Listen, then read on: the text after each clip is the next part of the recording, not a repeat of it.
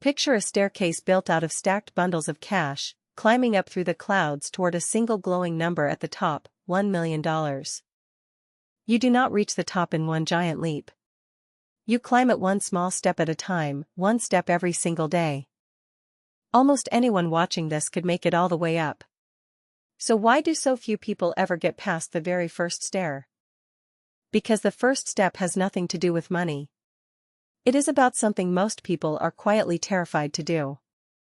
Here is that first step, and it is almost embarrassingly simple. Every single day, you open your accounts and spend about 5 minutes looking at exactly where you stand. That is the entire habit. It sounds far too small to matter, and that is exactly why it works and exactly why almost everyone ignores it. Notice your own behavior first. The average person checks their phone around 100 times a day, refreshing messages and scrolling through strangers' vacations. But ask that same person what their checking balance is right now, down to the dollar, and you get a long pause. They can tell you the score of a game from 3 nights ago, but they have no idea what is happening inside their own bank account. Psychologists have a name for this. They call it the ostrich effect, the instinct to bury your head in the sand when information feels threatening.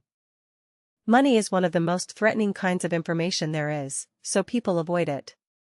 The mail piles up, the card gets swiped without a glance, and they promise to deal with it later.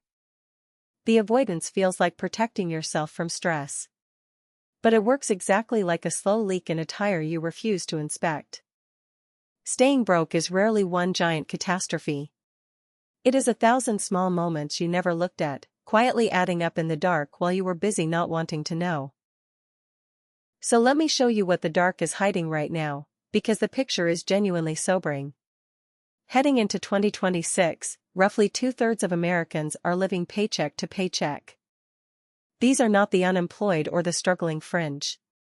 2 out of every 3 working people, many with solid jobs and decent salaries, are spending almost everything that comes in. The personal savings rate slid to about 4% in early 2026, down from more than 6% just 2 years earlier. People are earning more on paper and keeping less in reality. Americans now owe around $1.14 trillion on credit cards, the highest ever recorded. The average interest rate sits above 20%, so the debt grows faster than most people can pay it down. And when something breaks, most households have nothing to absorb the hit. 59% of Americans say they could not cover a $1,000 emergency from savings. The basics keep getting more expensive too. The average household now spends around $6,500 a month just to live, nearly $78,000 a year before a single vacation or emergency. Prices have been rising near 3.8% while wages crept up closer to 3.6%. That small gap is the quiet reason so many people feel like they are running faster and sliding backward at the same time. And here is the part that should stop you cold. Most of these are not poor people. The strain does not vanish when the paycheck grows, it just hides better. Watch how this works with someone ordinary. Meet Carla, who earns $72,000 a year, a perfectly respectable income, and has no idea where it goes. Once a month she sits down, glances at her statement, feels a flash of guilt, promises to do better, and closes the laptop. The monthly look tells her almost nothing, because by the time she checks, the money is long gone and every decision has blurred into one big shrug. If Carla looked every day, the story changes completely. On Monday she would spot the streaming service she stopped using months ago, still charging her. On Tuesday she would catch the delivery fees that quietly doubled the price of dinner. By Thursday she would see the small after-work purchases that feel like nothing and add up to a car payment. The daily look does not take willpower. It simply removes the blindfold. Let me open Carla's accounts with you, because there are 5 leaks hiding in almost every ordinary financial life. Think of this as an autopsy, and once you see them you cannot unsee them.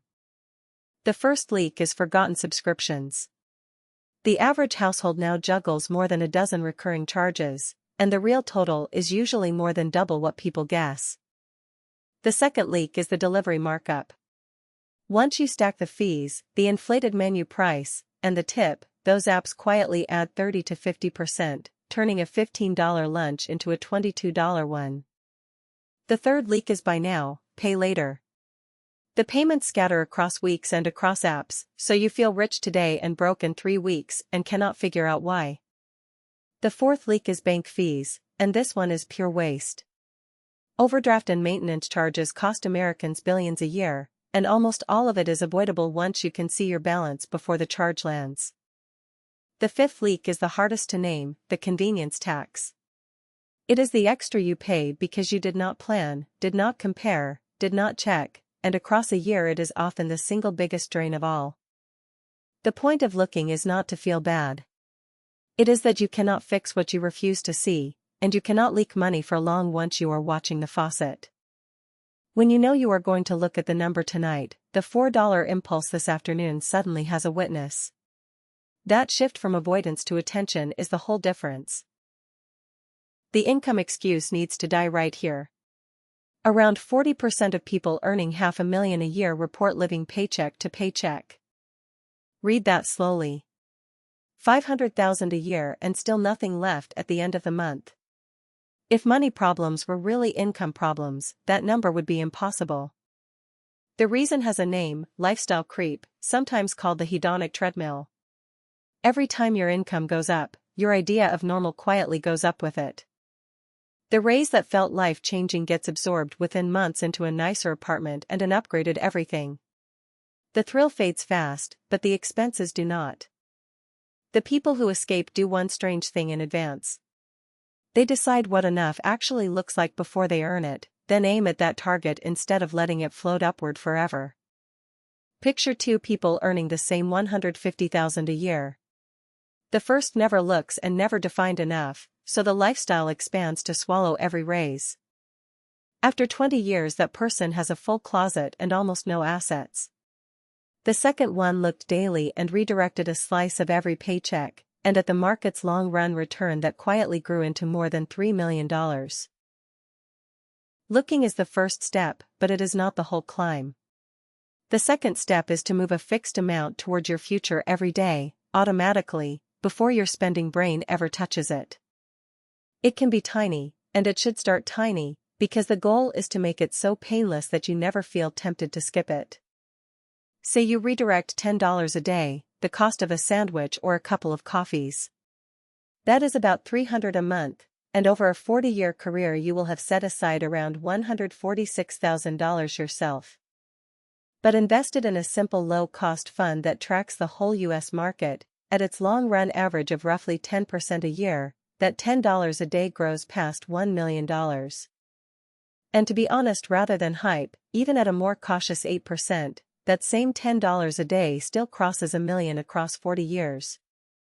Want it faster? Push the daily step to $25, about one modest takeout order, and the habit crosses $1 million in roughly 25 years and keeps climbing from there. There is an old shortcut called the rule of 72. Divide 72 by your return and you get the years it takes your money to double, so at 10% it doubles about every 7 years.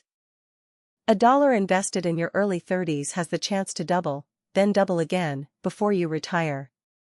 It is not working harder than you, it is just working longer and never asks for a day off. Now take the most ordinary expense you have, a $7 coffee every day. Redirect it into the market for a full career at a cautious return, it grows to roughly $743,000. The coffee was never $7. Here's where most financial advice gets it backwards. It tells you to build a perfect budget and white-knuckle your way to wealth through sheer willpower. But willpower is a finite resource that drains all day. By evening, the version of you trying to resist a purchase is running on empty while the version that wants it is wide awake. The daily money habit sidesteps willpower entirely. Looking is not a feat of discipline, it is a tiny repeatable ritual, the financial equivalent of brushing your teeth. Researchers call this a keystone habit, a single small routine that quietly reorganizes everything around it. Once the look is automatic, your other money behaviors fall into line on their own.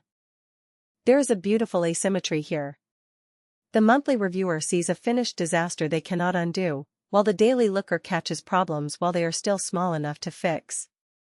And something compounds alongside the money, which is confidence. The first time you face a number you were dreading and survive it, money stops feeling like a threat and starts feeling like a tool. People who avoid their money make their worst decisions because they are guessing in the dark. The daily looker rarely panics, because nothing about their own finances is a surprise anymore. So here is the 5-minute ritual, start to finish. First, open your accounts and read the real balances, not a guess, just to make the number a familiar face instead of a feared stranger. Second, scan just the last day of transactions, looking for anything that surprises you. This is where the leaks die, because most cannot survive being seen 2 days in a row.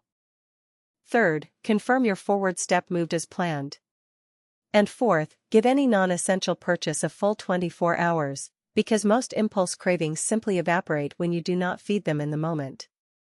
Now, where should the money live? Your emergency cushion belongs in a high-yield savings account paying around 4 to 5% in 2026, instead of the fraction of 1% a normal bank pays. The forward step belongs in tax-advantaged accounts. If your job offers a 401k match, that is free money, and walking past it is the most expensive mistake you can make. A Roth account then lets your money grow and come out completely tax-free in retirement. For 2026 you can put up to $24,500 into a 401k and $7,500 into a Roth if you are under 50. Make it automatic. On the day you get paid, a fixed amount should peel off on its own before you can feel its absence. Paying yourself first is the difference between saving the leftovers, which is reliably nothing, and saving off the top, which is reliably everything. Keep the investment simple, a low-cost fund that owns the whole market in one purchase. Fees that look tiny, $1 versus a few cents per hundred, can quietly carve hundreds of thousands off your final number over 40 years. 3 objections always come up. If you have high-interest debt, paying it down is a guaranteed 22% return, so grab any free match, then attack the debt, then redirect that same daily amount into investing. If the market scares you, remember the index sat near 670 in 2009 and crossed 7,000 by 2026, rewarding the ordinary people who kept buying steadily through the fear. And if you think you do not earn enough, even $5 a day still grows toward $1 million. So what do the first 30 days feel like? Week 1 is uncomfortable, and the first time you open accounts you have been avoiding, the number tends to sting. That feeling is not failure. It is the precise sensation of a problem stepping out of the shadows, and it fades faster than you expect. By week 2 something shifts. The dread thins out, you catch your first leak and kill it, and that small win does more for your motivation than any speech ever could. By week 3 the daily look stops feeling like a chore and starts feeling like a check-in with your future self. You hesitate before pointless purchases, not by force, but because the number is watching now. And by the end of the first month, the forward step is real. A small but growing balance that did not exist 30 days ago, the first few stairs actually built beneath your feet. If you have tried and failed before, it was almost certainly the all-or-nothing trap, not a lack of discipline. This habit survives slipping, because missing a day just means you look the next day. Sit with what this actually buys. Real security is sleeping through the night, a car repair being an annoyance instead of a catastrophe, and being able to walk away from a job that is quietly destroying you. The real prize is not the $1 million, it is the freedom it represents. The number stops being a verdict on whether you are a competent adult and becomes a dashboard you simply use to steer. But here is the honest catch. Looking only works if you understand what you are looking at, so the real first step is building the money foundation underneath it all. The staircase was never made of cash, it was made of 2 ordinary things repeated, the willingness to look and the willingness to take one small step every single day.